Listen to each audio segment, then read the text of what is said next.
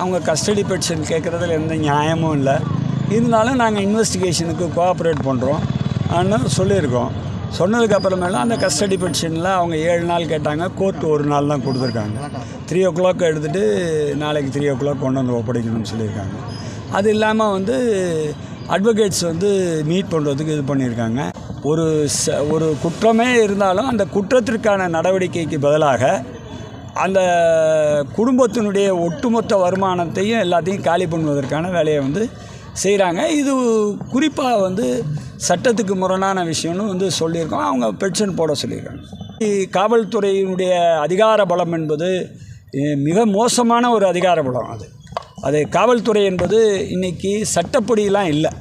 காவல்துறை என்பது தனது சட்டத்துக்கு முரணான எல்லா அதிகார பலத்தையும் வச்சிருக்கு. அந்த அதிகாரத்தின் பலத்தின் மீது தனது ஆதிக்கத்தை நிலைநாட்டுகிறது. அந்த விஷயங்களில் அது